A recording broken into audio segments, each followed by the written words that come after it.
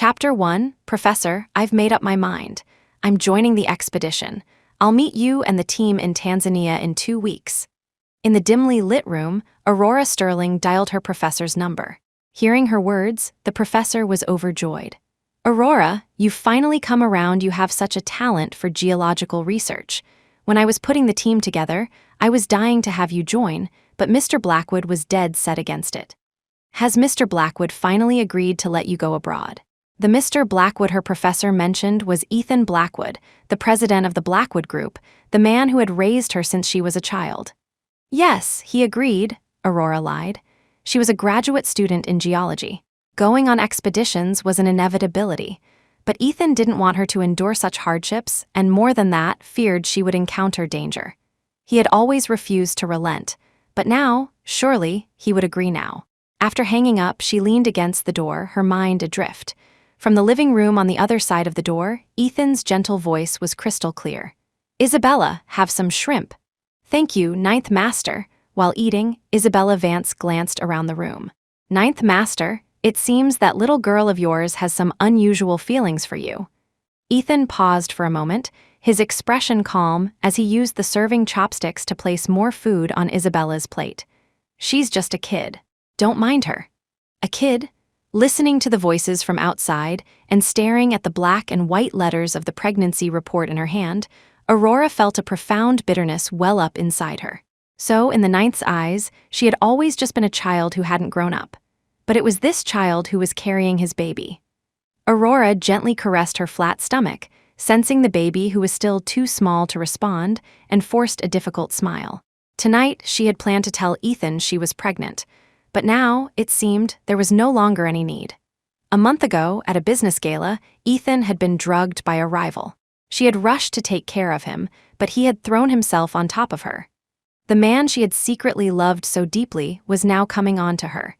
Even knowing that their relationship made it wrong, she had succumbed, lost in that all-consuming tenderness.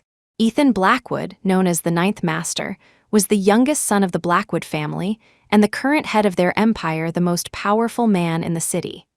But in Aurora's eyes, he was just a man who had spoiled her rotten. Before her parents passed away, Ethan had been a frequent visitor to their home. 12 years her senior, he was a business friend of her father's. Outsiders said he was cold and indifferent, unapproachable. But every time he saw her, he would pull a piece of candy from his trousers pocket, the corners of his lips lifting as he teased her. "Little one, why so quiet? Call me Ethan, and I'll give you some candy." Later, after her parents died in an accident, leaving her alone and helpless, it was Ethan who, without a second thought, brought Aurora into the Blackwood home. He was a great sheltering tree, and she was a delicate sapling, protected and nurtured by him, slowly growing into the graceful young woman she was today. She didn't know when she had fallen for him. Perhaps it was when he called her little one with that upward tilt of his lips. Or perhaps it was when he, dressed in a white shirt, stayed up half the night to make her brown sugar tea and press a warm cloth to her stomach for her cramps. Or maybe it was when he abandoned a multi-million-dollar project to rush to her school and stand up for her. For a young girl, a single moment of fluttering affection can last a lifetime. Before, she had suppressed these feelings, not daring to voice her true thoughts. But on that night, she could no longer hold back. However, when she awoke from the beautiful one-night dream, Ethan remembered nothing. And soon after, Aurora discovered she was pregnant. Looking at the pregnancy report, a fantasy she shouldn't have entertained began to form. She was having his child. Did that mean fate was giving her a chance to be with him? So that evening, the naive girl, filled with fantasy and joy, carefully prepared a candlelight dinner. Under the bright moonlight, emboldened by a touch of wine, she gathered her courage, intending to tell Ethan everything. But Isabella's arrival shattered all her illusions. It was like waking from the most beautiful dream. When the time came, it simply broke. Isabella was the first woman Ethan had ever brought home. She sat in Aurora's seat, enjoying the meal Aurora had prepared with her own hands. With a single comment about not liking spicy food, Ethan had the housekeeper throw everything out and start over. When Isabella complained that her high heels were making her feet hurt, Ethan knelt without hesitation and gently massaged her ankles. When she coquettishly said there were guests present and he shouldn't be so good to her, Ethan just smiled and kissed her, saying that she would soon be part of the family. What was wrong with being good to his future wife? Everything she had meticulously prepared was ruined, and she had unwittingly set the stage for someone else. Aurora fled back to her room in humiliation. Her tears ran dry, and clarity finally set in. She knew with absolute certainty that whatever relationship she had with Ethan Blackwood was, from this moment on, over. And so, she did two things. First, she called her professor and applied to join the expedition team. She no longer wanted to be the sheltered flower Ethan doted on. She wanted to become a rose blooming in the desert. As for the second thing, she stared at the pregnancy report in her hand for a long time before finally crumpling it into a ball and tossing it into the trash. Then, she opened her phone and scheduled an appointment for an abortion the next day. Chapter 2, a sudden knock came from the door. Aurora wiped away her tears, double-checked to make sure the crumpled report in the trash can wouldn't be seen, and then opened the door. Standing there, as expected, was Ethan Blackwood. The man was tall and strikingly handsome, holding a steaming bowl of chicken noodle soup. "Why did you run off so quickly earlier?" Ethan's deep, magnetic voice was slightly hoarse. "I made some noodles. Come out and have some." Aurora composed herself, nodded, and obediently replied, "Okay." She took the bowl and sat at the dining table, silently eating the delicious noodles with her head down. Ethan, sitting opposite her, suddenly spoke in a low voice. So, I know you've never liked the women I bring home, but Isabella is different. She helped me once at a banquet, so I must marry her. She'll be our family from now on. You can't throw tantrums like you did today. Isabella is proper, generous, and gentle. She didn't even blame you for your rudeness today. You two need to get along." Hearing this, the pain in Aurora's heart was no longer as sharp as before. "I understand. I'll learn to get along with Isabella in the future." Though she said the words, Aurora knew there would be no future. Soon, she would be in the Great Rift Valley in East Africa, conducting scientific research. From then on, she would dedicate her life to her work. "The 9th, I won't be coming back." Seeing her reaction, Ethan frowned, a little taken aback. In the past, whenever another woman was near him, she would always throw a small fit. He had always assumed it was because she had become overly dependent on him after losing her parents, so he had always indulged her. It wasn't until Isabella appeared and offered a few words of caution that he realized he couldn't let it continue. But now, it seemed Aurora wasn't so immature after all. Ethan didn't dwell on it, simply assuming she had truly understood and matured. He nodded. "As long as you understand, finish your noodles and get some rest." After Ethan left, Aurora returned to her room and lay in bed, but sleep never came. The next day, early in the morning, before Ethan was awake, Aurora took a taxi to the hospital. "Miss Sterling, are you certain you don't want to keep the baby?" The doctor and nurses asked her this same question several times. Seeing as Aurora had come for the procedure alone, they couldn't help but ask a few more questions. "Yes, I don't want it." Each time, Aurora's answer was unwavering. She would not go back on a decision she had already made. Aurora lay on the cold operating table. The air conditioning in the room was set low, and she felt a chill seep into her bones. Suddenly, the ringing of a phone shattered the silence. It was Ethan. Aurora hesitated for a moment, then answered. So, why are you out so early?" "Isabella said she wanted to take you shopping. Where are you? I'll come pick you up." Listening to the familiar voice on the other end, Aurora fought back her fear of the procedure and managed to keep her voice steady. "The 9th, I'm out with friends. We're about to meet up, so I have to go." Without waiting for his reply, she hung up. She pressed and held the power button, turning her phone off, and prepared for the surgery to begin. Since she was only a little over a month pregnant, the procedure went smoothly. A nurse held up the embryo for her to see. "Look, this is your baby, a little over a month old." Aurora looked at it with red-rimmed eyes. Though a part of her felt a pang of loss, the overwhelming feeling was one of relief. "Please have the hospital dispose of it for me. Thank you." With that, she got off the operating table and, dragging her still weak body, left the hospital. Chapter 3, Aurora moved slowly out of the hospital, each step in agony. Her abdomen throbbed, and it felt as if 1,000 blades were twisting inside her. She used all her strength to lean against the steps for a long rest, then shakily took a mirror from her bag to check her reflection.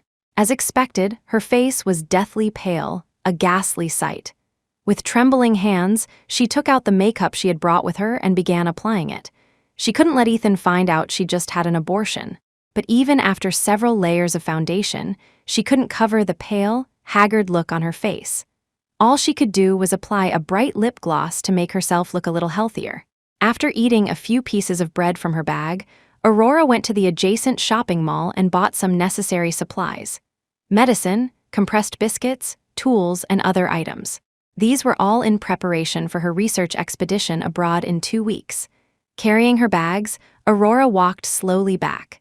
Just as she stepped out of the mall, she ran into someone she desperately wanted to avoid. Isabella Vance was surprised to see Aurora there and called out to her with delight, rushing over to link arms with her affectionately. "Sos, I was just thinking about going shopping with you. What a shame Ethan said you were busy. It looks like you're free now, though. Come on, keep me company." "I'm sorry, Isabella, I can't." The abortion felt like a piece of her had been brutally carved out. Every step was like walking on knives. A physically demanding activity like shopping was out of the question. But as soon as the words left her mouth, Isabella's eyes reddened instantly. "Is it that you still don't accept me? Is that why you refuse to get along with me and are so resistant? I guess I'll have to call Ethan to talk to you." In her current state, she couldn't possibly face Ethan. He was so perceptive. He would notice something was wrong in an instant. Aurora quickly reached out to stop Isabella from making the call, but Isabella just smiled and caught her arm. "Oh, you see, if you'd just been like this from the start, everything would be fine. Come on, let's go look around." Insistent, she dragged Aurora along with her. Whether intentionally or not, Isabella walked extremely fast, forcing the weakened Aurora to struggle to keep up. The pain in her abdomen was unbearable. Her face was as white as a sheet, and a cold sweat broke out all over her body, making her feel as if she had been plunged into ice water. Her chest heaved as she gasped for breath, feeling so sick she was on the verge of fainting. Unable to go on, Aurora gritted her teeth and squeezed out a sentence. "Isabella, I'm sorry, I really have to go back. I don't feel well." Isabella glanced at her, seeing how she was about to collapse, but looked completely unconcerned. "Oh, that won't do. I haven't finished shopping yet." Aurora truly couldn't walk another step. She stopped, her body swaying slightly, but Isabella refused to let go. In the middle of their struggle, a car came speeding towards them. Seeing it, Isabella deliberately released her grip and gave Aurora a shove. In an instant, Aurora was sent flying several feet. She landed on her elbow, scraping off a layer of skin and exposing raw, red flesh. The wound was deep enough to see bone. Having just had an abortion, her body hadn't recovered. The violent push and fall were too much. Blood began to flow from between her legs, and the items she was carrying scattered across the ground. Her vision blackened, and a sharp, twisting pain tore through her lower abdomen. Her entire body ached, and she struggled just to get up. Just then, Ethan's car pulled up nearby. He bolted out and rushed over. However, he ran straight past her to Isabella. He carefully shielded her, his voice anxious and tense. "Isabella, are you okay? Are you hurt?" His eyes saw only Isabella. He was completely oblivious to Aurora lying on the ground nearby. Isabella feigned a frightened expression, her face pale. She managed a weak shake of her head, as if still in shock. "I'm fine, Ethan, and don't blame Soso. I was the one who was too eager to have her shop with me." She didn't mean to argue. Hearing this, Ethan's expression darkened instantly. He turned and demanded of Aurora, "Why were you throwing a tantrum in the street? Don't you know how dangerous that is?" Aurora was so weak she could barely stand, let alone speak. She managed to whisper, "I didn't." "Didn't what?" "I saw it all with my own eyes." Ethan's voice was cold enough to freeze water. Aurora gave a bitter smile. If he had seen it all, then he had only seen her throwing a tantrum. Hadn't he seen Isabella push her? Or had he seen it and simply pretended not to? Disappointed, Aurora no longer wanted to explain. She struggled to prop herself up, reaching a trembling hand for her scattered belongings on the ground. As Aurora shifted, Ethan finally noticed the patch of red beneath her. The glaring crimson seemed to sear his eyes. Chapter 4, his heart leaped violently. He rushed over and swept Aurora into his arms. "Why is there so much blood? What happened? Where are you hurt?" Aurora struggled to get out of his embrace, fighting back the pain that racked her body. Her lips trembled. "It's nothing. I just got my period." A period wouldn't cause this much bleeding. I'm taking you to the hospital. Ethan was so nervous his lips had turned pale, his expression frantic. But Aurora's heart tightened in fear. She had just had an abortion. If she went to the hospital, they would definitely find out. As she was trying to think of an excuse, Isabella swayed and weakly tugged on Ethan's sleeve. "Ethan, I suddenly feel so sick." Ethan's attention was instantly diverted. He reached out and felt Isabella's forehead. "Did you catch a chill from being out so long? Do you have a fever?" He took off his suit jacket and draped it over Isabella's shoulders. The warm, fresh scent enveloped her. Isabella, looking as if she might collapse, clung to his waist. Seeing she was unsteady, Ethan acted without thinking. He wrapped an arm around her shoulders and glanced back at Aurora. "Since you're fine, go home by yourself. I'm taking Isabella to the hospital first." With that, Ethan lifted Isabella into his arms and his Maybach sped away. In the cold wind, Aurora was left standing alone, covered in blood. Her scattered belongings lay on the ground.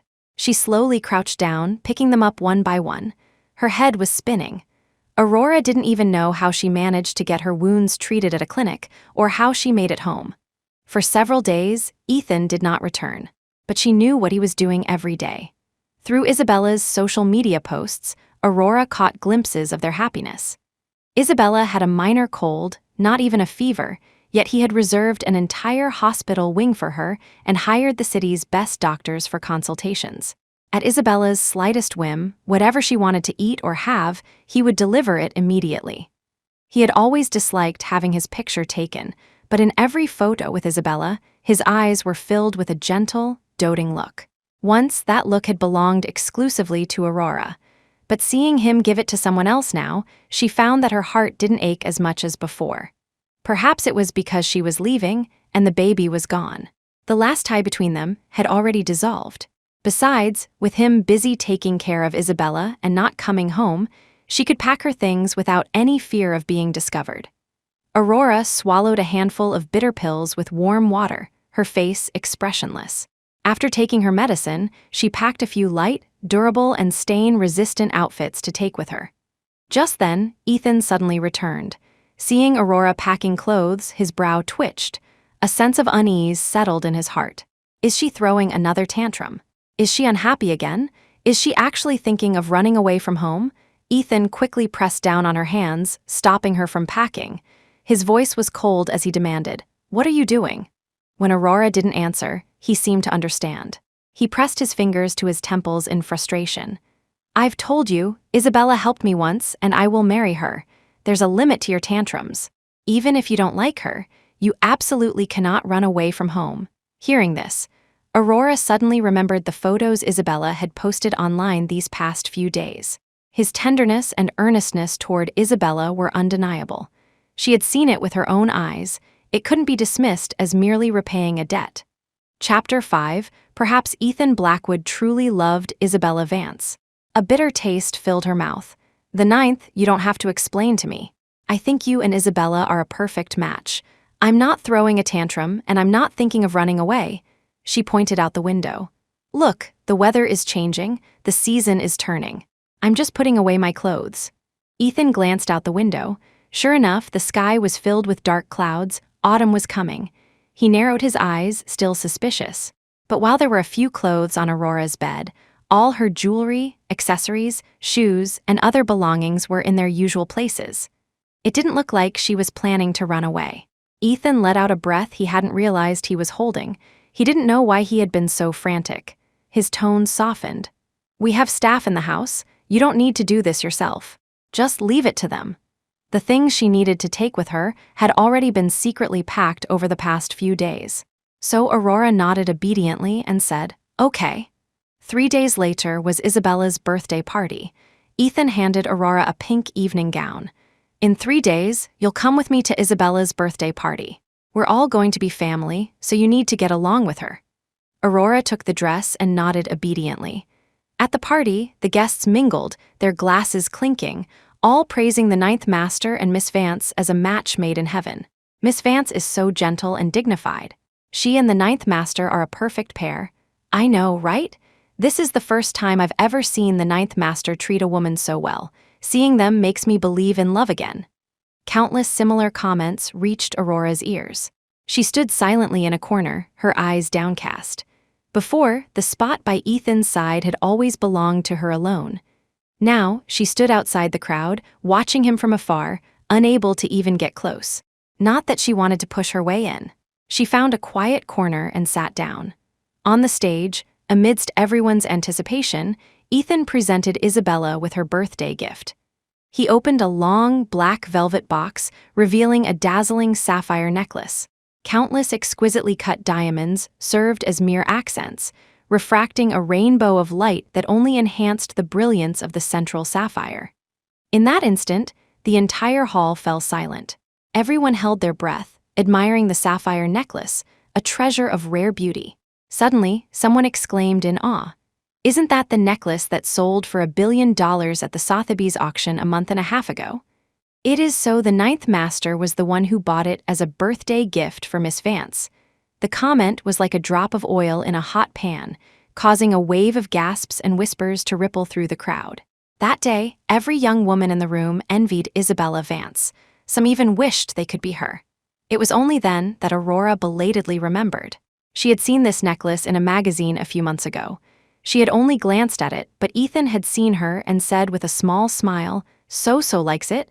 Then how about the ninth buys it for you?" He had indeed bought the necklace as promised, but its owner was not her. It was better this way. The most brilliant necklace should belong to the person he loved most.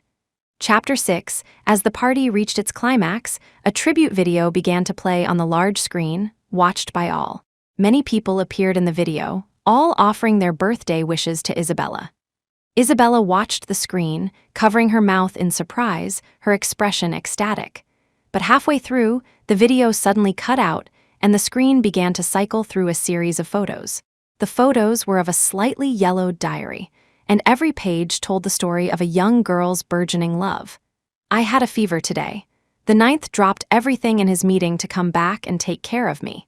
His embrace is so warm, I wish I could stay in his arms forever. I got a perfect score on my test today. The ninth praised me and said he was proud of me. The way he patted my head was so gentle. I wish he would praise me forever. A boy at school was bullying me today. When the ninth heard about it, he canceled his business trip and flew back from overseas overnight to stand up for me. In that moment, as he stood in front of me, it was like he was the only person I could see.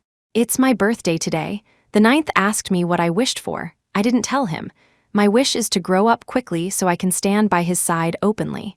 When will the ninth realize I love him? Aurora Sterling loves Ethan Blackwood, and the whole world doesn't know." Seeing her diary displayed page by page for all to see, Aurora's face went deathly pale.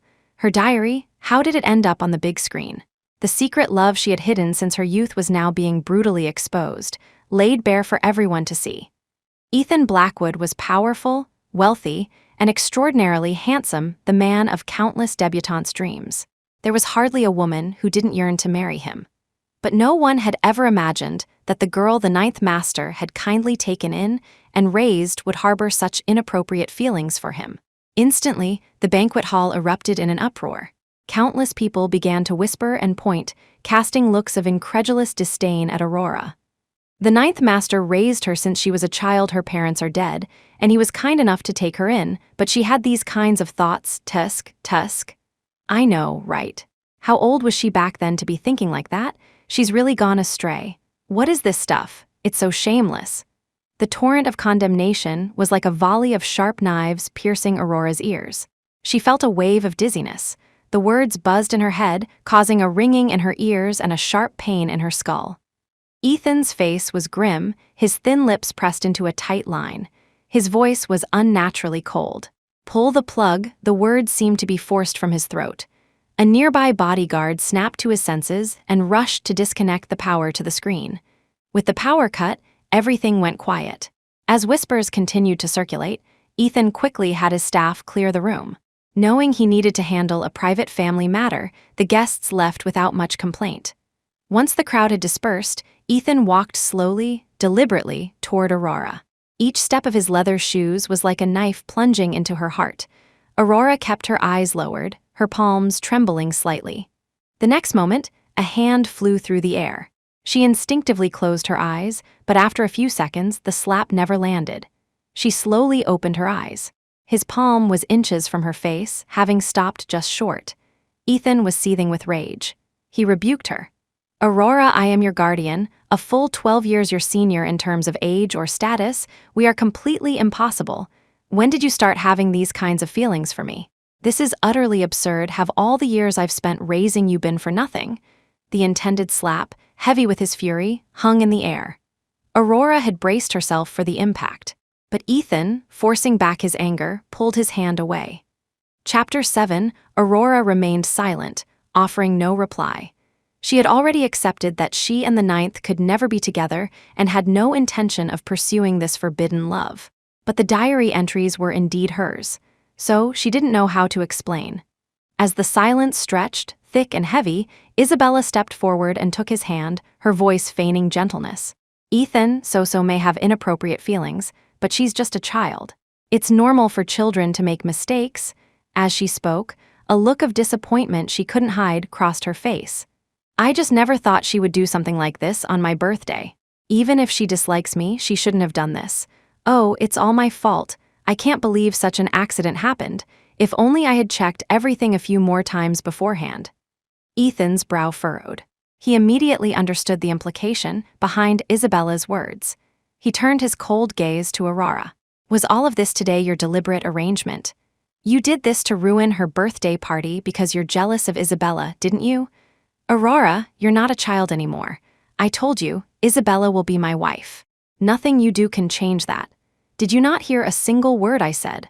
Aurora had kept her head bowed, but upon hearing Isabella's sly, backhanded accusation, she clenched her fists. The next moment, Ethan's interrogation struck her like a bolt of lightning. She shook her head frantically. I admit I wrote those diary entries, but I didn't display them. I didn't do what happened today." She had never imagined that Ethan would one day doubt her character like this. He had always been the one who believed in her most. When she was in middle school, a jealous classmate had framed her for cheating and demanded her expulsion. It was he who had rushed back, covered in dust from his travels, and defended her without a moment's hesitation. But now, based on a single sentence from Isabella, he had already condemned her. "If not you, then who? You did all this because you're unhappy that I love Isabella, so you wanted to ruin her birthday, right?" It wasn't her. She was already preparing to leave. She hadn't even told him about the pregnancy. Why would she choose this moment to reveal her feelings and deliberately ruin Isabella's birthday? She denied it again and again, but Ethan just stared at her coldly, his expression one of utter disappointment. "Enough. No more lies and excuses. For the next while, you are not to leave the house. Stay home and reflect on what you've done." With that, he had the bodyguards forcibly take Aurora home and put her under house arrest. Afterward, Ethan used his influence to suppress everything that had happened at the birthday party. No one dared to speak of it again. Only Aurora was confined at home for 3 full days. To punish her, Ethan ordered that she be starved, allowed only 1 meal a day. Her body was already weak from the recent abortion, and during her confinement, her face grew paler by the day. But what worried her even more was that the departure date for the expedition team was fast approaching. As the day drew closer, Ethan still refused to let her out. Desperate to leave, Aurora racked her brain and finally made a call to her private lawyer. "Prepare a share transfer agreement for me." Chapter 8 That evening, holding the signed share transfer agreement, Aurora knocked on the door of the study. Her face was as pale as paper, her steps unsteady, and even her voice was faint. "The ninth, thank you for taking care of me all these years. These are the shares and assets my parents left behind. Please consider them as repayment for the kindness you've shown in raising me. I'm giving you these to show you that from now on, I will only see you as an elder. I will have no more inappropriate feelings. If you find my presence an eyesore, I can move out immediately." Ethan's eyes were deep pools of darkness. He stared at the contract, a storm brewing within him, his anger mounting. Rip. He tore the contract in half, then into shreds, and tossed them into the air. The pieces of paper fluttered down like snowflakes, scattering across the floor. "Aurora, I promised your parents that as long as I live, I will always take care of you. Don't you ever think you can leave my side." With that, He pulled a crimson, gold-embossed wedding invitation from a drawer and threw it at her. "Isabella and I will be getting married soon. During this time, you will stay at home. You are not to go out, and you are not to cause any more trouble." Ethan had thrown it with considerable force. The wedding invitation fell heavily to the floor, revealing the two names printed side by side. Ethan Blackwood, Isabella Vance. She suddenly remembered a night many years ago.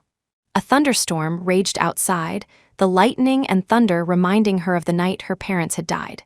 Terrified, she had cried and clung to Ethan's waist, asking if he, too, would leave her like her parents had. The man hadn't scolded her for staining his expensive shirt with her tears. He had just gently lifted her into his arms. "No, the ninth will never leave So-So."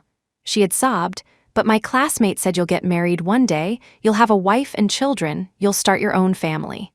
He had smiled at her words, patting her back gently as he made a promise. "No, the ninth won't get married.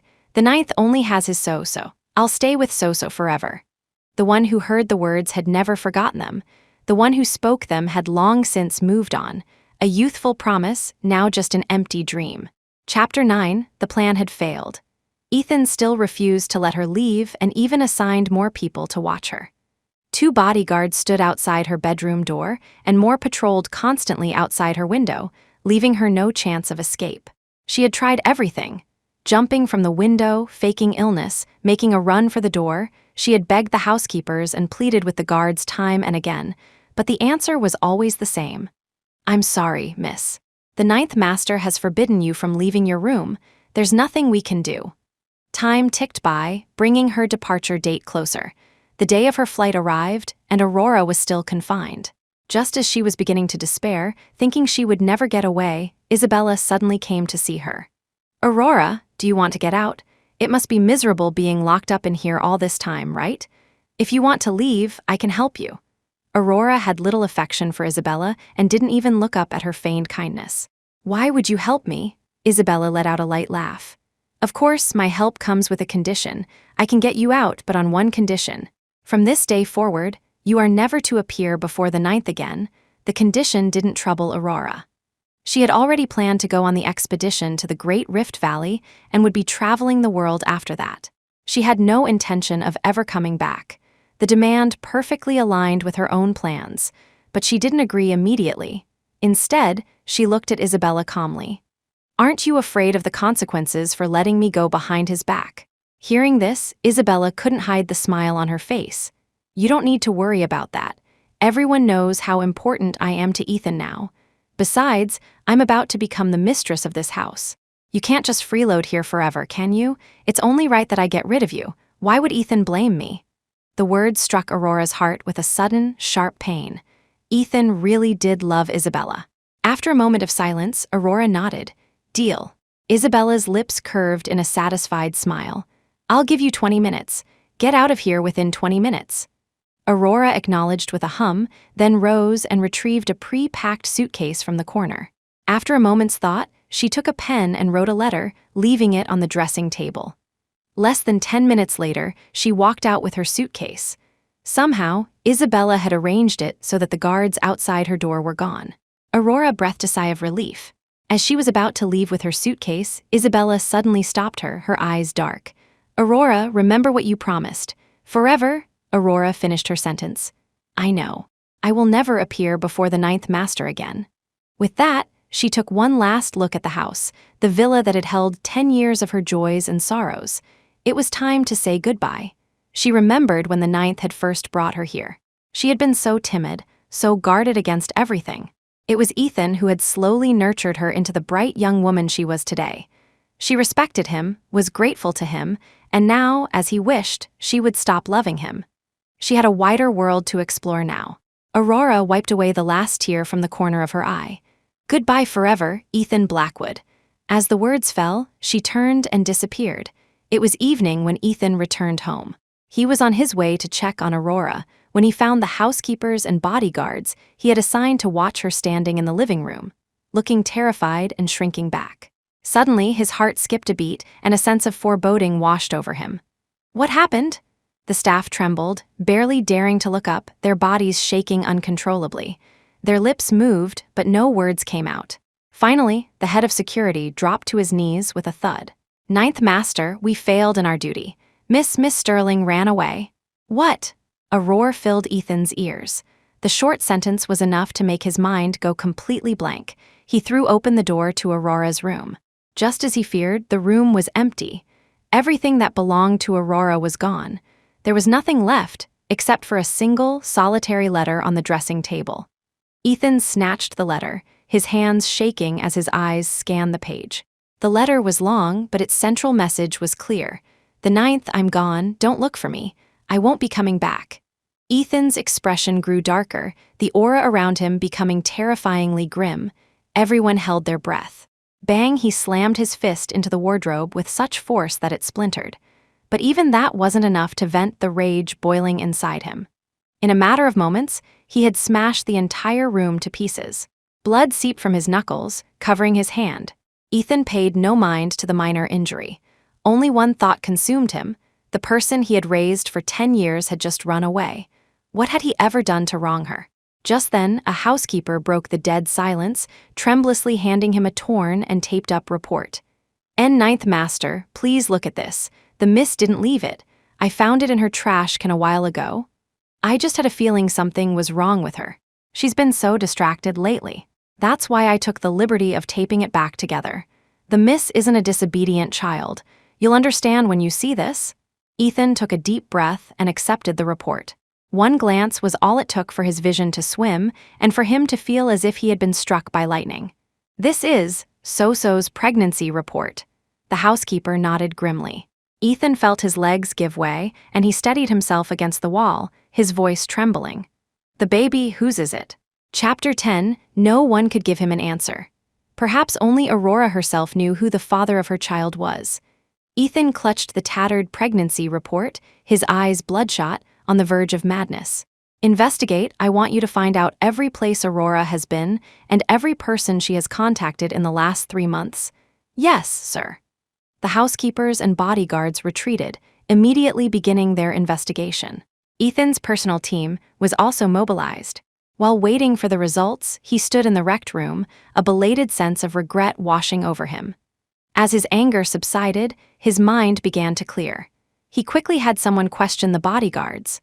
He needed to know who had let Aurora go. The home security system had been deliberately sabotaged. Nothing from that day had been recorded. The bodyguards and housekeepers all said the same thing. "Ninth Master, we don't know what happened. We were standing guard when we smelled something strange, and then we passed out. Someone knocked us out and locked us in the storage room. Someone must have deliberately taken the miss. She might even be hurt right now." As they spoke, Ethan's sense of dread grew stronger. Could Soso really be in trouble? The mere thought made him feel weak, unable to accept the possibility.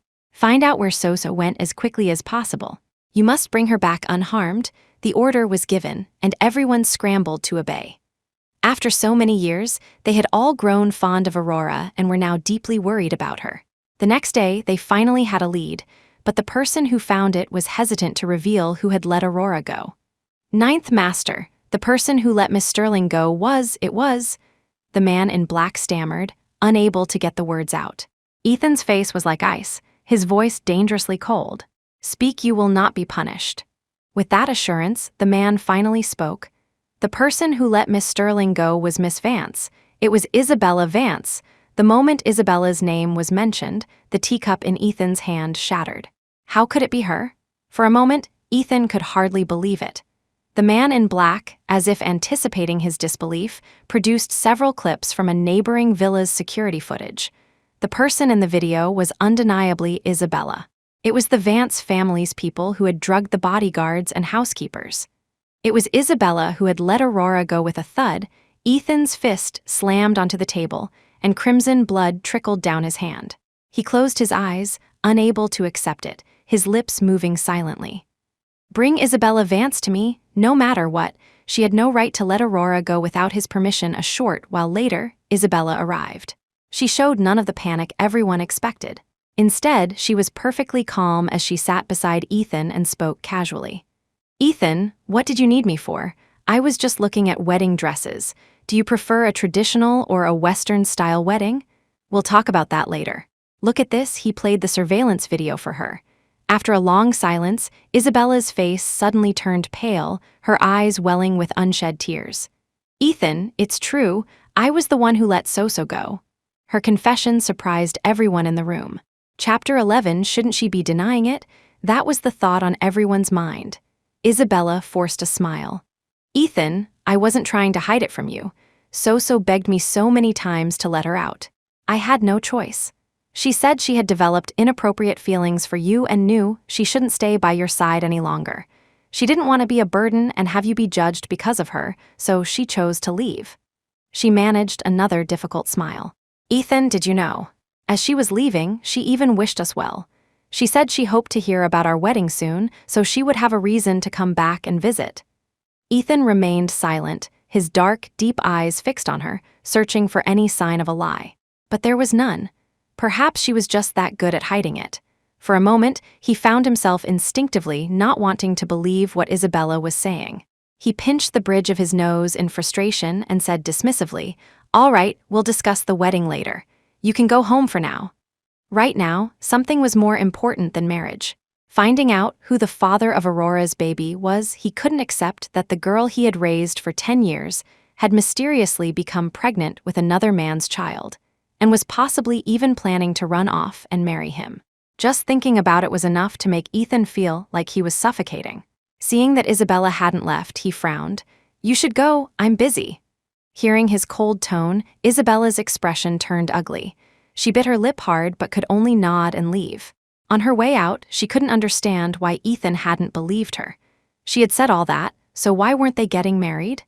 Every day the wedding was delayed, Isabella felt a growing sense of unease. She gritted her teeth and made a decision.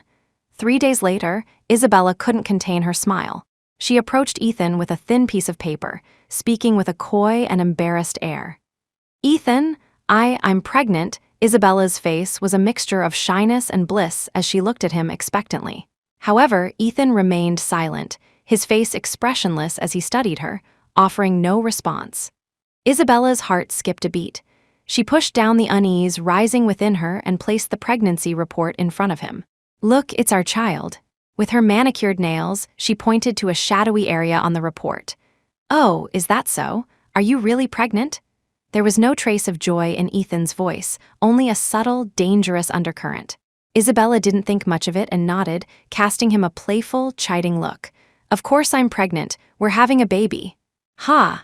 Ethan let out a cold, emotionless sneer. "The person I spent that night with, was it really you?" Several photos slapped against Isabella's face, scattering across the floor. She fought back a wave of panic, forced a smile, and bent down to pick them up. The person in the photos was Isabella. After Aurora had temporarily left Ethan's room, Isabella had slipped inside, lay down beside him, messed up her clothes, and left a series of incriminating marks on her own body. Chapter 12. Later, when Aurora returned, a hotel staff member, under instructions, informed her that Ethan was already up and had checked out. The next few photos showed Isabella instructing a waiter to put something in Ethan's drink, and then convincing that same waiter to tell Aurora to leave. The full truth of that night at the business gala was finally revealed. Isabella's face went white as a sheet. She shook her head repeatedly. "It wasn't me. I didn't do this, Ethan. You have to believe me." Ethan showed no mercy. He lifted his chin slightly. A bodyguard in black twisted Isabella's arms behind her back and forced her to the ground. Her fair cheek was pressed unceremoniously against the floor, her eyes level with the scattered photos. "Who gave you the nerve to impersonate Aurora and trick me into marrying you?" "I'm curious," Ethan said, feigning interest. "Is there really a bastard in your belly?" As if on command, the bodyguard delivered a heavy blow to Isabella's abdomen. Instantly, her features contorted in pain. "Does it hurt? If I hadn't thought I had to take responsibility for you, Sos wouldn't have misunderstood and gone to abort my child with her." His voice was like a nightmare in Isabella's ears. She struggled desperately but couldn't avoid Ethan's kick. With a thud, Isabella was sent flying into a wall.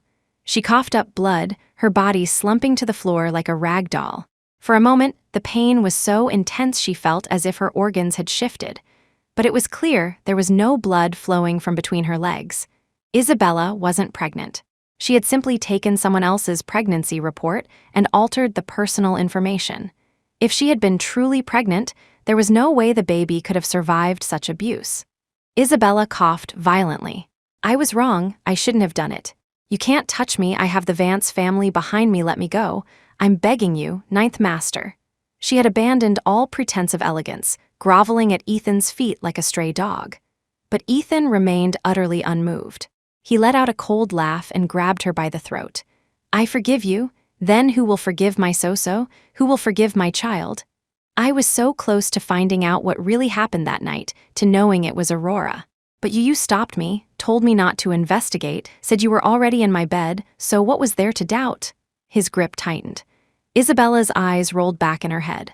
Her face and neck flushed a deep red as she gasped for air, her throat making a sound like a broken bellows. Please, let me go, I was wrong. She clawed at his arm, struggling desperately. He finally showed a sliver of mercy and released her when her movements grew faint and she was barely breathing. Don't worry. Your punishment has just begun. Why would I let you die so easily? Not a single ray of light penetrated Ethan's dark eyes. His deep, sensual voice was a harbinger of doom to Isabella's ears. Her chest heaved as she clutched her throat, greedily gasping for air. I was wrong, I was truly wrong, please. Let me go. Chapter 13, having tasted the agony of near death, Isabella felt that simply being alive was a wonderful thing. Nothing was more important. But then Ethan, as if just remembering something, spoke in a casual tone that sent a chill of terror down her spine. Oh, right. I was so busy torturing you, I forgot about the Vance family behind you. I hear the Vances started in the hospital business. It must be easy for them to get their hands on all sorts of drugs, right? I imagine they had a hand in what you did.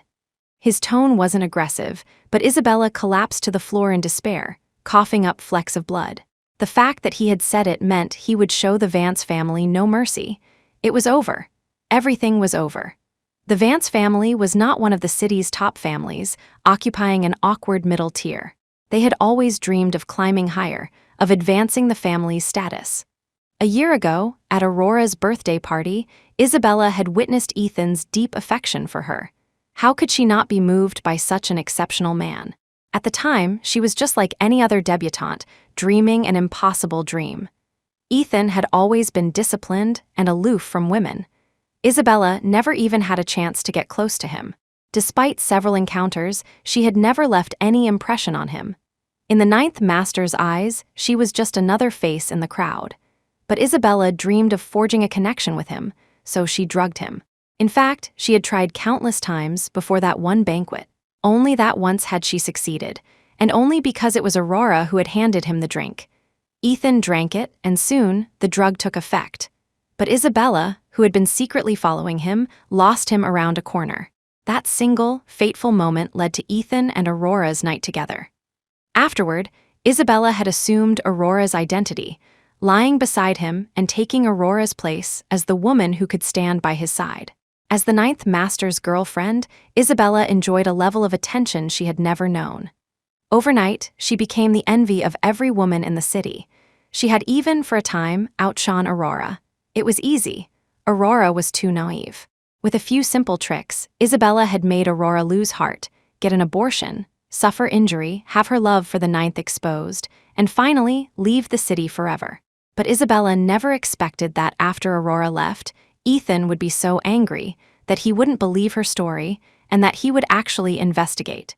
She had been so close to marrying him. Was Aurora really that important to him? A bitter taste filled Isabella's mouth. Ethan's cold voice sealed her despair. Deal with the Vance family as quickly as possible. I don't want to see a single one of them in the city again. Hearing this, Isabella's heart died. She knew that nothing she said now would matter. He had made up his mind. Besides Aurora, no one could change it. Aurora? Yes, Aurora, as if struck by an idea, Isabella blurted out. Ninth Master, I can help you find Aurora. I'll contact her for you. Just spare me, please. She frantically tried to call Aurora, but the call wouldn't go through. She had been blocked. Chapter 14, just like she had been by Ethan. He sneered, impossible. I will not spare you. With that, he turned and left, giving a gesture to his bodyguard. As the bodyguard approached, Isabella screamed, Ethan Blackwood, who do you think you are? Isn't it your fault that Aurora left? Do you really think she would have left just because of what I did? If you had trusted her, if you had investigated, she never would have gotten an abortion, and she never would have left. You can't do this to me, it was all your fault. Her hope completely gone, Isabella's defenses shattered, and she screamed again and again. Ethan's steps paused for a second before he continued on his way. With a thud, the door closed, plunging the room into darkness. The bodyguard forced something into Isabella's mouth. A bitter powder spread across her tongue. Soon, a wave of heat and arousal surged from deep within her. Isabella instinctively tore at her clothes until she was naked, but it still wasn't enough. Like a fish stranded on land, she thrashed on the floor, searching for a cooler spot. But the bodyguard in the corner remained impassive, as silent as a statue. After what felt like an eternity, Isabella lay gasping for breath, her body slick with sweat, as if she had just been pulled from water. In a moment of clarity, she looked at the bodyguard and demanded, "Why is he doing this to me? Why?" The bodyguard walked over without a word and forced more of the drug into her mouth. "This is what you did to the ninth master. He is simply returning the favor." As the drug took effect again, the bodyguard skillfully evaded Isabella's grasp, left the room, and locked the door. He then stood guard outside, calmly counting the time, waiting for the effects to wear off. Isabella was tortured until she was barely human, yet on the other side, Ethan Blackwood seemed to be in no better state. The truth was out. The Vance family and Isabella had received their punishment. So why was his heart still in turmoil? The baby in Aurora's womb had been his. He was the one who had crossed the line between them first. Just then, memories of that night began to surface in Ethan's mind, becoming clearer. He would never forget Aurora's unique scent. After all, she was the girl he had raised. She used the tuberose-scented shampoo he had personally chosen for her. Tuberose, a symbol of waiting for love and a pure heart, representing a deep and sincere affection. It was his subconscious that couldn't accept what he had done, that had blurred the memories of Aurora that night, again and again. When Ethan had woken up and seen Isabella lying next to him, he didn't know if he felt more relief or more disappointment. Perhaps, in that moment, a part of him had hoped the person in his arms was Aurora. But it was too late to say any of this now.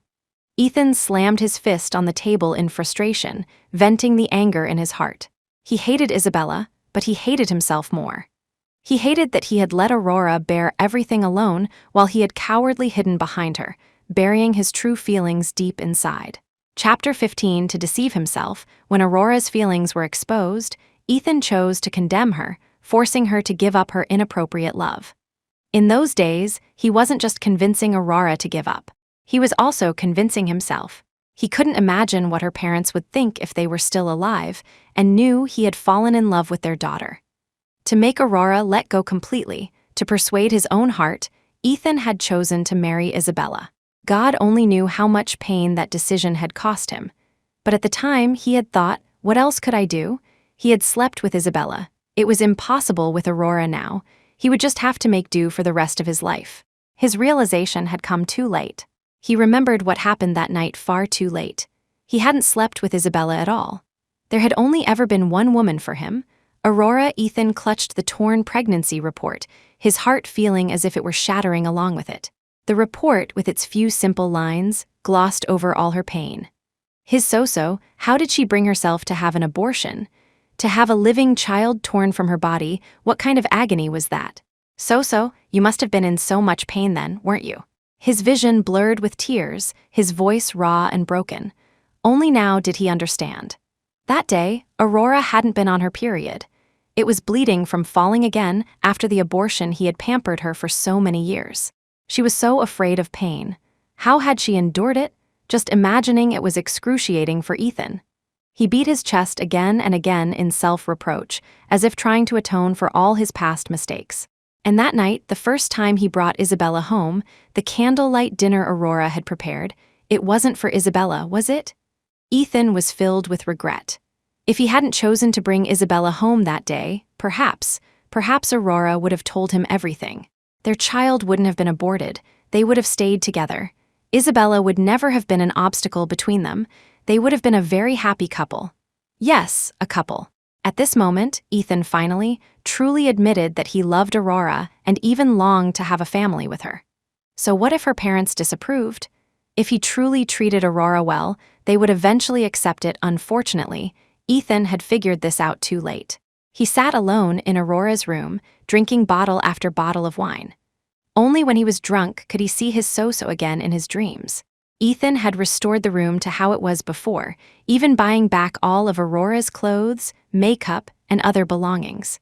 The day Aurora left, she had only taken a small suitcase. Most of her things had been thrown out by Isabella. In retaliation, Ethan had completely wiped out the Vance family.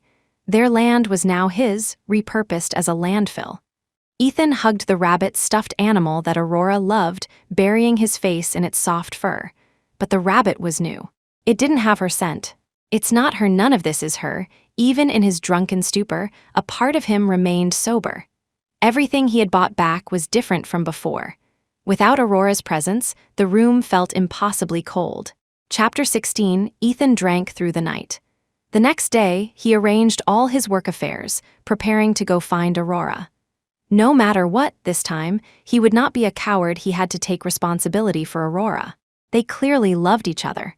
Why should they be separated over such things? They could have more children. And for the mistakes he had made, as long as he had a chance to atone, he could make it right bit by bit. Ethan's resolve was firm. He wasn't ready to give up. He couldn't give up. But the world was vast. He had no idea where Aurora had gone. The day she left the country, she had bought several plane tickets to different countries simultaneously. There was no way to know which flight she had actually taken. Ethan replayed events in his mind. He then belatedly remembered the bag of medicine and compressed biscuits Aurora had bought that day. She lied. She wasn't buying those for a friend. She was at the hospital for the abortion that day. She didn't see any friends. Realizing this, Ethan racked his brain. What kind of environment would require such supplies? There was only one possibility. She was going somewhere dangerous and challenging. Ethan suddenly remembered that Aurora's major was geology. As a graduate student, she would need to participate in research expeditions. Mr. Peterson, find out where Aurora's professor is leading his team for their research. Yes, sir. A short while later, Mr. Peterson sent over the information. It showed that Aurora's professor, Professor Lewis, was leading a team to the Great Rift Valley in East Africa. Their first stop was Tanzania. Upon learning this, Ethan immediately booked the earliest flight to Tanzania. He barely had time to pack before rushing to the airport. This time, he couldn't be a step too late. Tanzania. After meeting up with her professor, Aurora joined the expedition team. Field research was not a relaxing vacation. They often walked along the edges of remote rift valleys, crouching down without a care for their appearance to study soil, geology, and formation processes. Skipping meals was a common occurrence. They would sit on the ground, build fires for cooking, pitch tents, and occasionally travel to nearby towns to restock essential supplies. Finding Aurora was no easy task for Ethan. Although the research proposal Professor Lewis had submitted detailed their route, the reality on the ground was completely different. Weather changes, encounters with wildlife, all these factors influenced their progress. Even though their destinations were the same, Ethan never managed to cross paths with Aurora. He had hired several locals and a few geology experts. They had traveled through several countries, but he still hadn't seen her. It was his love and persistence for Aurora that kept him going, following the path she had walked. As he traversed countless dangerous and flat terrains, Ethan felt as though he was getting to know her all over again. Before, he had disapproved of her choice of major. He had only allowed her to study it because she loved it and was insistent. In Ethan's view, she only needed to be pampered under his wing, living a happy life. But seeing this side of her now, it wasn't bad either. Chapter 17, 3 months later, the first phase of the research in the Great Rift Valley came to an end. Aurora followed her professor, part of a group of researchers who were several shades darker, their fair skin from before departure long gone. But every face wore a smile of happiness and determination. Their eyes shone with a satisfied light, their expressions resolute. While waiting at the airport, the professor chatted casually with everyone. "You've all been away for so long. Do you miss home? Have you let your families know you're safe? Take this chance to talk to them." The other students on the team nodded and took out their phones to call home. Only Aurora stood out, her head bowed, doing nothing.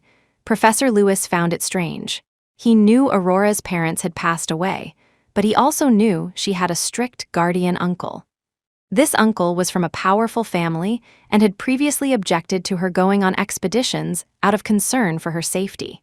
Even if he had agreed to let her go, he would surely be calling constantly to check on her. Professor Lewis thought back and realized that in the past 3 months, Aurora hadn't made a single call to that uncle. He walked over to her, concerned. "Aurora, did you have a fight with your family? Was it your uncle who didn't want you to come on the expedition? Give me his number. I'll explain things to him so it won't be difficult for you." Aurora shook her head and smiled faintly. "Professor, I've moved out of the Ninth's house. I'm grown up now and can live independently. The Ninth was only looking after me because of a promise to my parents. Now that I've moved out, there's no need to explain anything to him." Even with her explanation, Professor Lewis still felt a little worried. But since she insisted, he had to let it go. He thought he would give that Mr. Blackwood a brief update once they were safely back home. The airport announcement for their flight began to broadcast, informing Professor Lewis and his team that they could start boarding. Aurora found her seat according to her boarding pass. She stood up to look for her professor and classmates and saw they were seated some distance away. She settled back into her seat. Just as she put on her eye mask, preparing to rest, a man with the fresh scent of cedarwood sat down beside her. The familiar scent was so overwhelming that for a moment, Aurora almost burst into tears. "It can't be him," she repeated the words to herself over and over.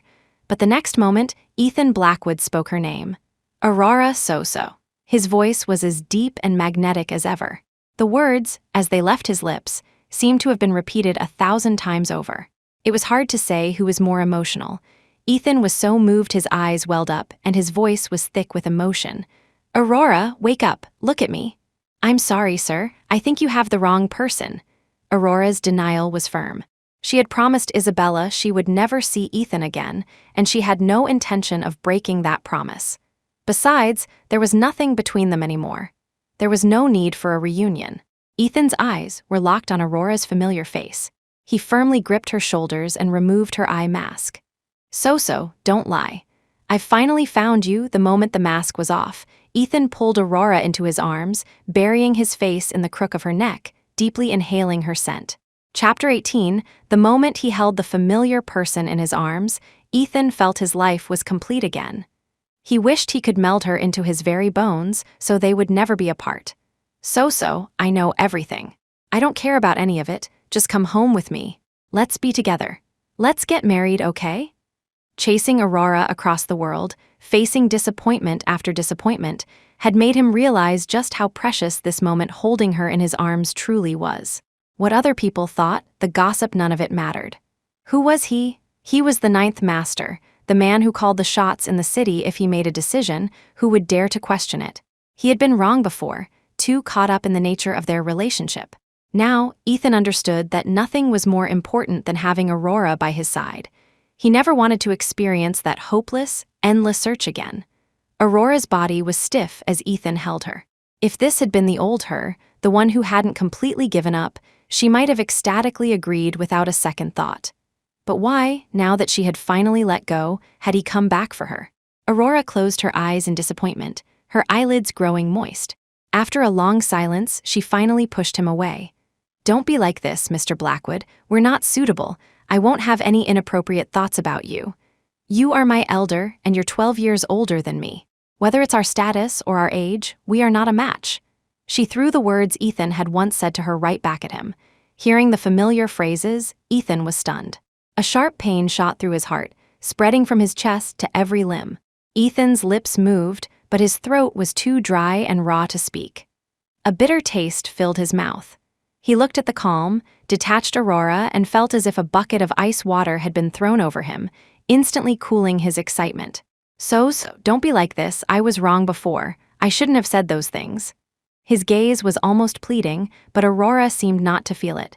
She instinctively pressed a hand to her chest.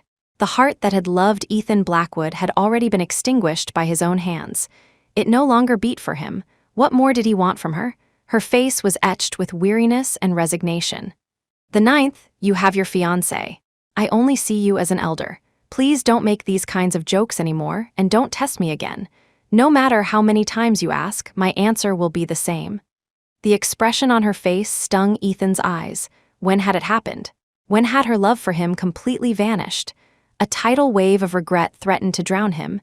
He instinctively reached for her hand, trying to explain. So, I'm not going to marry Isabella. I already know that she pretended to be you that night, that she faked everything. That's the only reason I was good to her and let her be my girlfriend. If I had known it was you that night, maybe, Aurora cut him off. There are no maybes. Even if you had known it was me, what would that have changed? You probably would have just found some other woman to make me give up and pretended that night never happened. Chapter 19, her words struck Ethan with the force of a physical blow, and his face turned deathly pale. He wanted to say he wouldn't have done that, but his past actions offered no credibility, so he could only try to change the subject. Isabella didn't just drug me once. She tried many times. Only that one time succeeded, but she has been punished for it, along with the entire Vance family. Let's put the past behind us. Let's start over, okay? The love in his eyes was genuine and deep, but looking at him, Aurora felt nothing. Yes, I understand the 9th. You don't have to tell me these things. You are my elder. We are impossible. She spoke with conviction. She couldn't do it. She couldn't just forgive the pain she had suffered.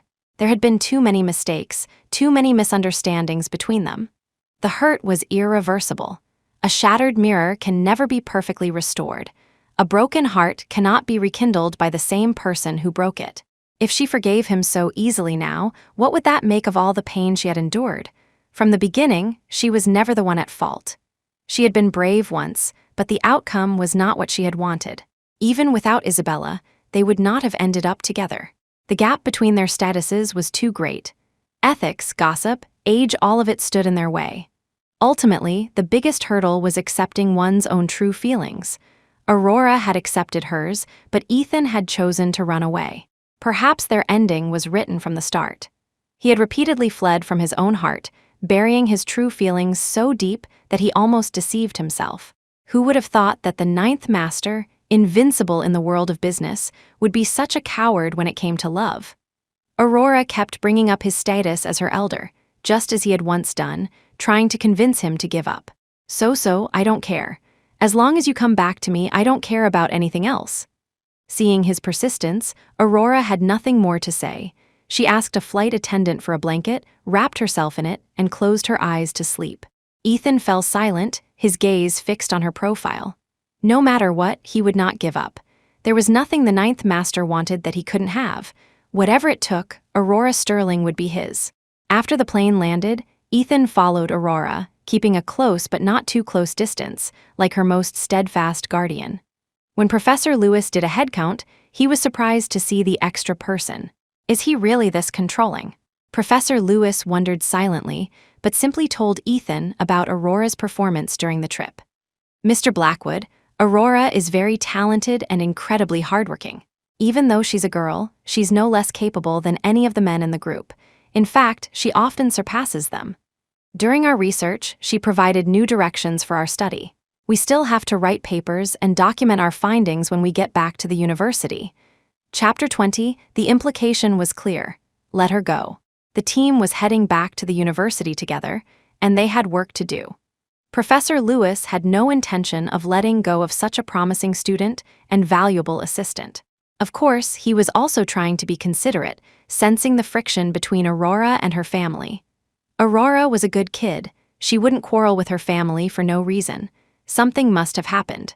He would have to have a good talk with her later to help smooth things over. A family should be able to work things out. Aurora felt a surge of gratitude for her professor's support. She picked up her suitcase and boarded the bus with him. Before getting on, she glanced back at Ethan. Go home, the 9th. Don't follow me. Ethan watched her back, his feet rooted to the spot. Before, when she had affectionately called him the 9th, it had seemed so normal. But now, the title felt like a vast chasm between them. It was so distant, devoid of any extra affection. As the bus pulled away, Ethan felt a deep reluctance to let her go. In the end, He got into the car his driver had brought and moved into a large apartment near the university with his luggage. The apartment was just above the one he had given Aurora for her 18th birthday. He had bought the upper floor specifically to be close to her. Now, the apartment was finally serving its purpose. He knew Aurora wouldn't live there, but at least he could be near her. It was already evening. Aurora grabbed her bag, rubbing her tired temples, and dragged her weary body outside. Suddenly, a black Cayenne pulled up beside her. Beep, beep. The car honked twice, and the window rolled down, revealing Ethan's sharp, handsome features. His well-defined hand rested casually on the steering wheel, tapping it lightly. Seeing Aurora, Ethan's gaze locked onto her. His words carried an undeniable weight. "Get in the car, So-So. I need to talk to you." Aurora stood by the car door but made no move to get in. As a crowd of onlookers started to gather, Ethan frowned with a hint of impatience. "So-So," he urged her again. Aurora refused decisively. "No, thank you. We have nothing to talk about. I'm grateful for everything you've done for me over the years. If you need me to repay you, I can sign the share transfer agreement again. Just please stop bothering me. You're disrupting my life." Ethan was so angry at her words that he almost laughed. He opened the car door, swung his long legs out, and pinned Aurora against the car, his slender fingertips touching her soft lips. "So-So, I told you, don't bring up the shares again. I don't need them." Without another word, he disregarded her struggles, wrapped an arm around her waist, and pushed her into the car. The crowd gasped, about to marvel at a real-life romance novel moment, when a hand pressed against the car door, stopping it from closing. "Sir, this is a university. Forcibly taking a student doesn't seem appropriate, does it?" Leo Finch's gentle voice held an unexpected note of seriousness. Ethan sneered. He wanted to see who had the audacity to challenge him. When he turned and saw it was just a young student, a flicker of disdain crossed his eyes. Chapter 21. What do you know, So-So? Before you play the hero, shouldn't you consider who you are? Ethan's lips barely moved, his sharp eyes narrowing as his powerful presence filled the air. He sensed immediately that Leo Finch had more than just friendly feelings for Aurora. However, in the instant he turned to confront Leo, Aurora slipped out of the other car door. She didn't look back, she just ran. Leo had given her an opportunity to escape, and she wasn't about to waste it. Seeing Aurora's retreating figure, Leo chuckled softly before answering Ethan. "Of course I know Aurora. As for my identity, that's none of Mr. Blackwood's concern." Staring at the empty seat beside him, Ethan's face turned grim. Why? Why wouldn't she even come with him? Ethan's gaze returned to Leo, now laced with a dangerous glint. "Ha, you're not afraid of dying, are you? Well then, by all means, try me." His eyes were dark with warning. Seeing that Leo was unfazed by his threat, Ethan clicked his tongue. He slammed the car door shut and started the engine. He had attended this university himself and knew his way around. But Aurora was too fast. She had vanished in an instant. He slammed his fist on the steering wheel in frustration, his hair falling over his dark, brooding eyes. He had come here to apologize, to admit his mistakes, to show her a surprise, to confess his love. How had he messed it up so badly again? The surprise was all ready, but he never got the chance to show it to her. She knew exactly how to twist the knife in his heart. That boy today was obviously familiar with her, but she had never mentioned him before. Was it because the boy wasn't important, or because she didn't want to tell him? Ethan's heart sank. After a long while, he had Leo Finch's background investigated. He wanted to see just how Leo and Aurora knew each other. Soon, Leo's profile arrived. It was simple and clean. He was from a scholarly family, the nephew of Aurora's professor, Professor Lewis, and a star pupil of Professor Lewis's wife. He had an extraordinary talent for mathematics. He had skipped several grades and was now a specially appointed professor at the university. His romantic history was a blank slate. He was close to Aurora in age and had interacted with her.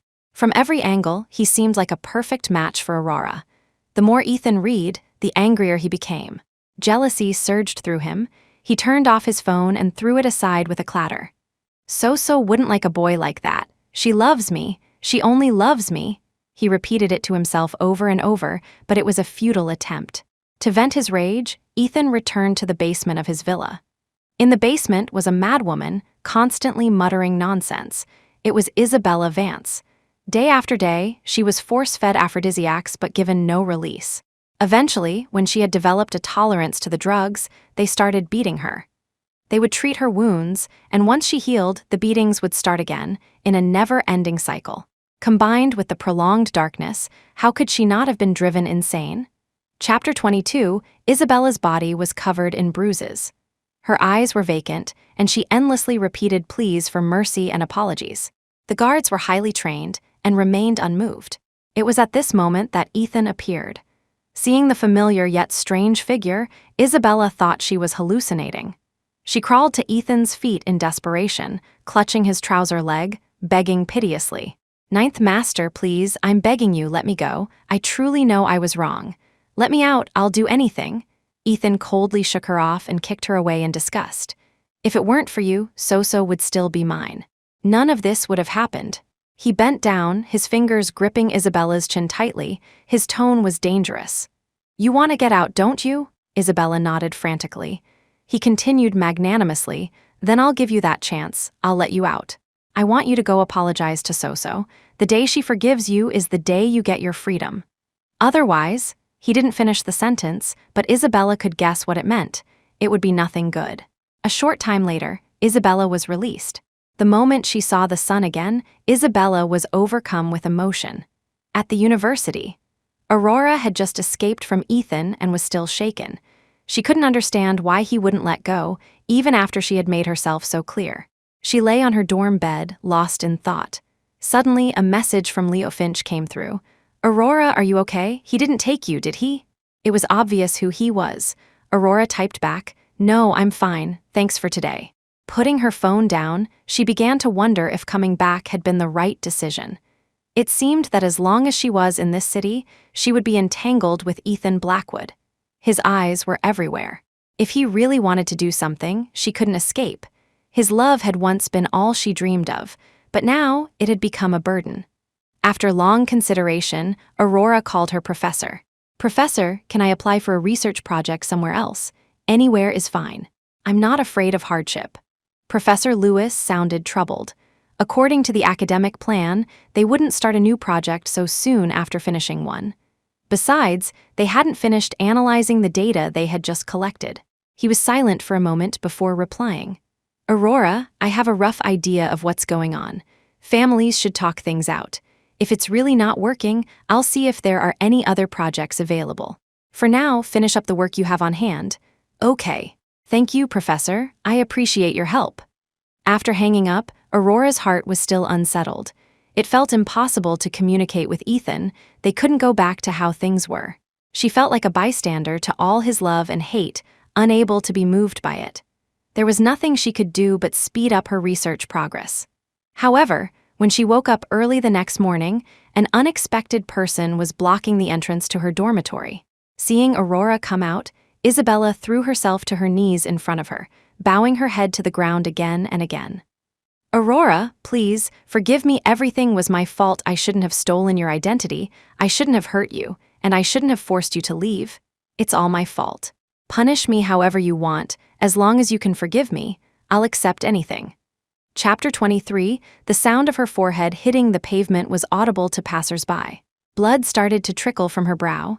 Seeing the once-admired socialite in such a state brought Aurora no satisfaction. Nor did she accept this kind of apology, which felt like moral blackmail. "Go away. You're not sincerely apologizing. Don't try to force me here." Aurora observed her coldly, as if speaking to a stranger.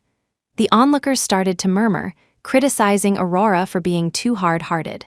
People who don't know the facts often sympathize with the weaker party, regardless of the truth. Hearing their comments, Aurora frowned. It wasn't her fault. Isabella had wronged her, had hurt her. Why was she the one being blamed? Why should she accept such an apology? Firm in her conviction, Aurora continued to walk forward. Isabella heard the crowd's whispers and her heart pounded. She was genuinely seeking forgiveness, not trying to cause a scene. If she failed to get Aurora's pardon, the consequences were unimaginable. In a panic, Isabella crawled on her knees to Aurora, clinging to her leg and pleading, "Aurora, please, I'll apologize however you want. Just tell me what to do, and I'll do it as long as you forgive me." Seeing her disheveled state, Aurora's brow furrowed. How could she be so shameless, making such a spectacle of herself? But Aurora's curiosity didn't lead to any misplaced pity. What was done was done. The damage was irreversible. As if to get rid of Isabella, Aurora spoke impatiently. "Fine. If you want my forgiveness so badly, then publicize everything you did. Apologize on every platform. Tell everyone that you are guilty, that you are a sinner." Hearing this, Isabella thanked her profusely. Compared to Ethan's methods, Aurora's request was practically merciful. Finally, Isabella left, and Aurora hurried to her class. Outside the classroom, Leo Finch was waiting. Seeing her rushing over, the anxiety in his heart eased. "Are you all right?" Aurora didn't elaborate. She just nodded and said, "Yes," before heading inside. Leo wasn't offended. He knew she was in a hurry. Sure enough, he saw a message from her on his phone. "Thanks for your concern. I'm fine now. It's handled." A faint smile touched Leo's lips. He nodded at Aurora through the window. However, not long after he left, he was knocked unconscious. When he woke up, he found his hands tied behind his back to a chair, and his feet were bound to the chair legs. A blindfold covered his eyes, making it difficult to tell where he was. "Leo Finch, stay away from Aurora." It was Ethan Blackwood's voice. His leather shoes made a dull thud on the floor. He wore black leather gloves and removed Leo's blindfold with an air of disgust. The sudden light was blinding. Leo instinctively shut his eyes, reopening them slowly after a moment. "Why should I? I'm pursuing her through normal means." Chapter 24, Ethan sat in a chair opposite Leo and sneered contemptuously. "Ha, who do you think you are? What makes you worthy of my so-so?" Leo retorted calmly. "At least I have the advantage of age. Aurora and I are peers. We have more in common. Unlike you." The word struck a nerve.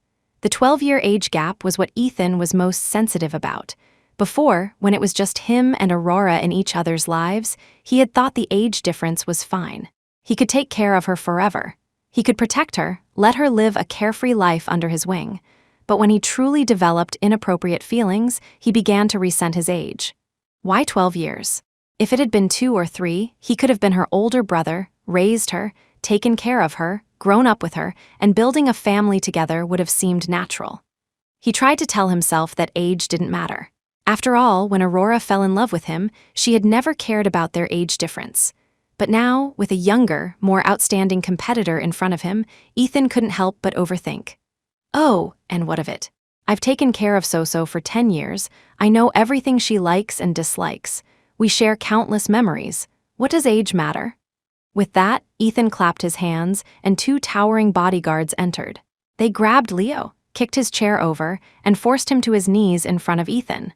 The tip of Ethan's shoe pressed against Leo's face as he threatened coldly, "Stay away from Aurora. Otherwise, you'd better watch out for your family.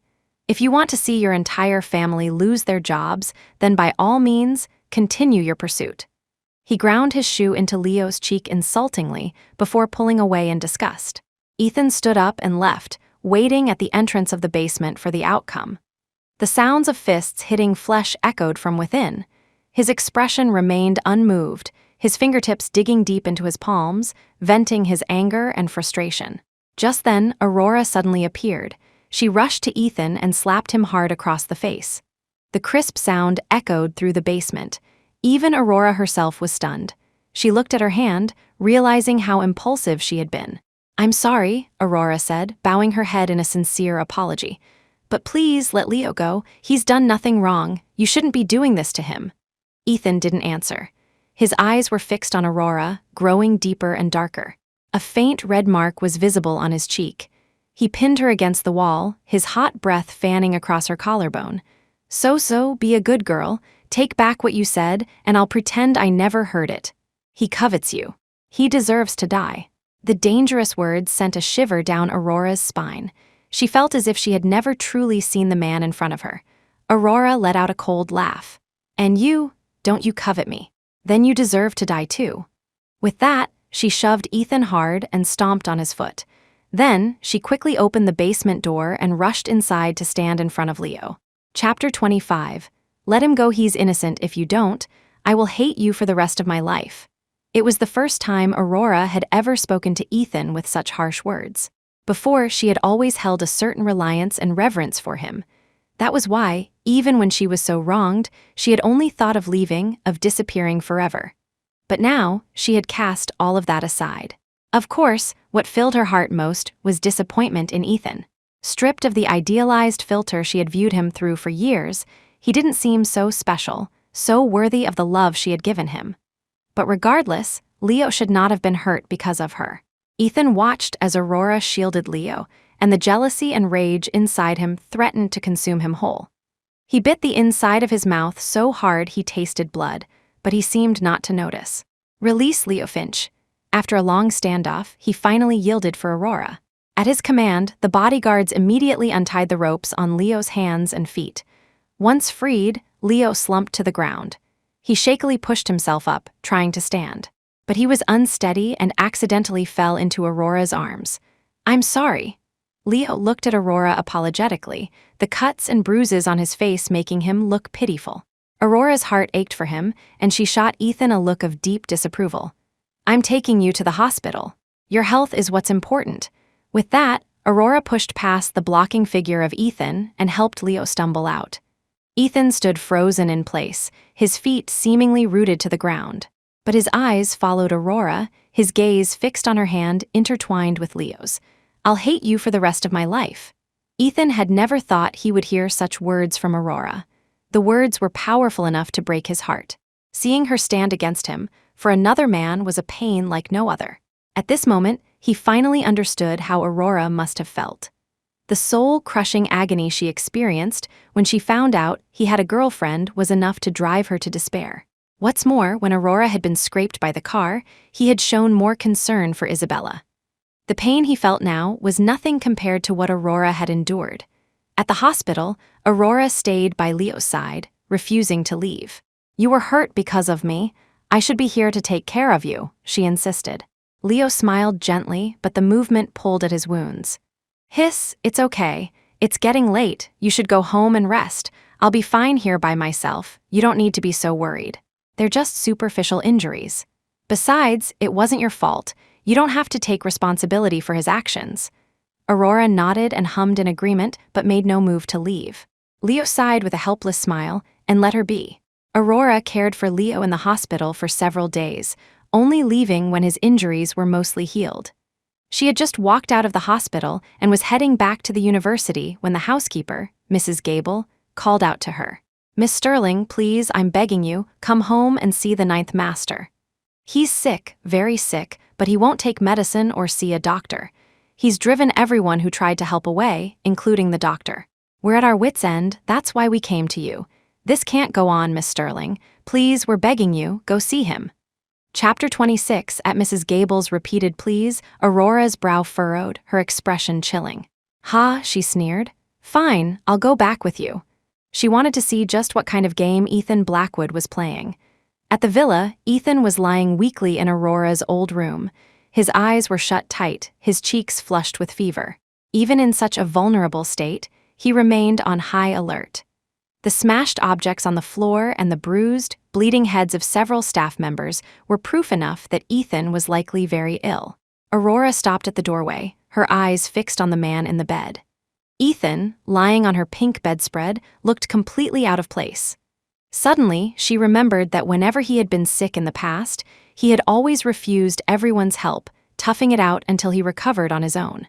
It was as if he were wary of anyone getting close, afraid someone might try to harm him. Of course, taking over the Blackwood family business hadn't been easy. His vigilance was understandable. In the past, only Aurora had been fearless enough to approach him again and again, to give him medicine and take care of him. But that unconditional love had long since been destroyed by his own hands. Why was he trying to win her back now? Couldn't they just maintain a distant relationship, content in the knowledge that the other was alive and well? She had already accepted the fact that he would marry someone else. Why did he have to come back? Aurora couldn't understand his current persistence, just as he had never understood her long-held love. She slowly walked to the bedside, picked up the medicine and glass of water from the nightstand, and coaxed him softly. "The ninth, it's time to take your medicine." Sensing the familiar scent of tuberose, Ethan's entire body relaxed. He struggled to open his eyes and managed a faint smile. So, you still have a soft spot for me. You came to see me. No, it's not a soft spot. I just wanted to see how far you would take this act. I just didn't expect it to be real. Aurora spoke calmly, placing the pills in Ethan's mouth. The water glass she offered accidentally bumped against his lips and teeth. Ethan didn't mind the minor collision. He obediently swallowed the medicine and took a sip of water. In the moment she turned to place the glass back on the nightstand, he shot out his hands, wrapped them around her waist, and in a single motion, flipped her onto the bed beneath him. His slightly elevated body temperature quickly enveloped her. He held her tightly, his chin resting in the crook of her neck, as if cherishing a rare treasure. A few warm tears fell from his eyes, dampening the collar of her shirt. So, don't leave me, forgive me, let's start over. This time, there's no elder and junior, just you and me, let's be together. His hot breath tickled her neck, but Aurora's heart remained calm. The intimate position didn't make her blush or her heart race. Her voice was tinged with exhaustion. Ethan Blackwood, let me go, I'm really tired. Her words were met with instant silence. After a moment, Aurora's voice broke as she spoke again. I still have so many things I want to do, so many dreams I haven't fulfilled. I don't want my life to revolve around you anymore. Chapter 27, her words shattered what little hope Ethan had left. His arms around Aurora tightened, as if trying to imprison her in his embrace forever. So, he murmured her name, his voice raw. Don't be so cruel to me, please. I want to be a part of your life too. Whatever you want to do, I can do it with you. The dreams you haven't fulfilled, I can help you achieve them. You don't have to stop for me. This time, let me be the one to chase you, okay? Ethan remained steadfast, clinging to the smallest sliver of hope. They had both loved each other. Why did they have to be apart? Couldn't they just walk this path together for the rest of their lives? After a long silence, Aurora slowly pushed his hands away. I don't want to. I don't love you anymore, Ethan Blackwood. There's no future for us. With that, she showed him the flight information on her phone. I'm leaving in a few days. Let me go. The Blackwood family needs an heir, and you need to train one. This city is the foundation of your family. You can't leave. Aurora looked at Ethan with a sense of release, as if she had let go of everything. It's just letting go of one person. I did it before. You can do it too. In the future, you might find someone else you love. You might get married and have children. But that person won't be me. She pulled away from his embrace, her gaze steady and calm, as if she were discussing something trivial. But Ethan's heart was being torn to shreds. Letting someone go wasn't that easy. And the thought of him loving someone else, marrying and having children with someone else, just thinking about it was unbearable. Aurora, Ethan's voice was a ragged, broken cry. I'm telling you, you are the only person I have ever loved in my entire life. And you will be the only one I can't let you go, I never will. He pinned her down, roughly tilting her chin up. Like a wild animal, he kissed her fiercely, almost biting her. It was as if he wanted to tear a piece of her flesh away to make them one. Before he could deepen the kiss, Aurora slapped him hard. The sharp sound echoed through the room. Ethan slowly pulled back, his piercing eyes dark and deep, filled with an endless sea of emotion. The intensity of his gaze was almost enough to burn her. She instinctively wiped her lips in disgust. Stop being crazy, Mr. Blackwood. We're finished. With that, Aurora stormed out. She finished her research as quickly as possible and submitted her report. To leave the city sooner, she decided to graduate early and begin her life of exploration. On the day of her thesis defense, Leo Finch waited for her outside the classroom with a bouquet of flowers. Congratulations on your defense and graduation. Thank you. Aurora took the flowers and inhaled their fragrance. As she turned to leave, Leo suddenly called out to her. Aurora, I like you. Aurora stopped, stunned. She looked at him, her eyes filled with apology. I'm sorry, I don't like you. Before she could finish, Ethan's voice cut in. She doesn't like you. Ethan stood behind Aurora, also holding a large bouquet of tuberoses, his voice heavy. Caught between the two men, Aurora felt a little overwhelmed. Chapter 28. Just then, Leo gave her a subtle, reassuring look, signaling for her to step back. Aurora took the hint and moved away slightly. Then, Leo grabbed Ethan's sleeve and suddenly threw a punch. I know she doesn't like me. I just wanted her to know how I feel. That's enough for me. And you don't deserve to stand by her side. A twisted smile played on Ethan's lips, looking more painful than a grimace. Deserve it or not, what does it matter? As long as I'm the one standing by her side, that's all that matters. With that, he easily broke free from Leo's grasp and chased after Aurora's retreating figure. Carrying only a backpack and a small suitcase, Aurora rushed to the airport. Her flight to the northwest was boarding soon. There was no more time to waste. In the bustling airport, Ethan searched for her frantically, even asking the staff for help, but he couldn't find her.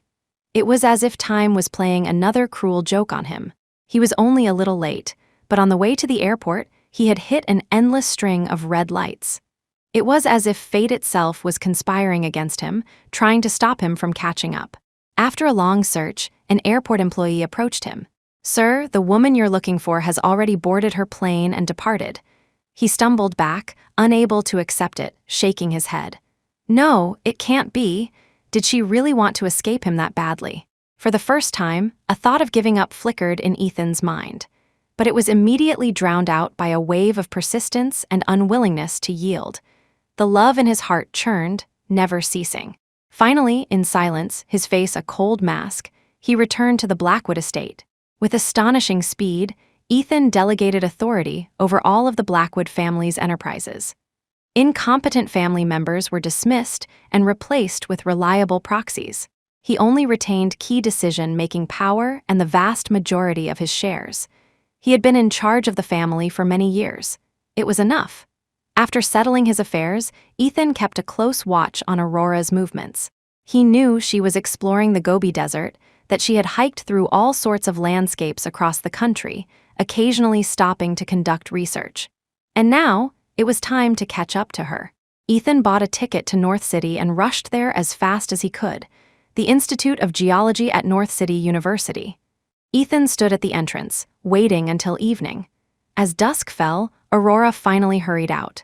She had been busy helping a friend of Professor Lewis's with a research project and its subsequent analysis. It was time to leave for dinner. Her head was spinning from exhaustion, and in a moment of inattention, she bumped right into Ethan's chest. She looked up and saw a face she knew all too well. Aurora took a few steps back. "What are you doing here?" She was completely taken by surprise. "Aurora, I told you I would follow you, that I would do anything you want to do with you. We will never be apart again." Hearing Ethan's persistent words, Aurora's face was a mask of astonishment. She never thought Ethan would actually give up everything for her. Before she could tell him to leave, Ethan spoke first. So, I don't care about the Blackwood family, and I don't care what anyone thinks. I only care about you. Don't bother trying to refuse me. You know it's useless." Aurora let out a long, resigned sigh. "Ethan, why are you doing this to yourself? Was it really worth it to chase someone who no longer had him in her heart?" Ethan answered without hesitation, "I'm willing." If he had known the question in Aurora's mind, he would have also said, "It's worth it." Because once that had been her answer too. Seeing his resolve, Aurora gave up. She said nothing, simply allowing Ethan to follow her. He followed her to dinner, followed her to her hotel, and followed her to all the different places she went for her research.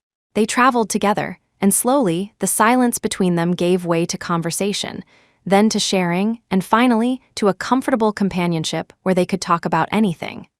This time, they were truly starting over. Their hearts were finally in sync. A single glance was enough to understand what the other was thinking. Ethan and Aurora left the past behind them completely, traveling the world together, leaving their footprints in every corner. 5 years later, they returned to the city. This time, Aurora had finally figured it out. She stood outside the city hall with Ethan, holding her official documents. "Ethan Blackwood, let's get married. Let's walk the rest of the way together." Ethan held her hand tightly and led her inside. So, I was supposed to say that first.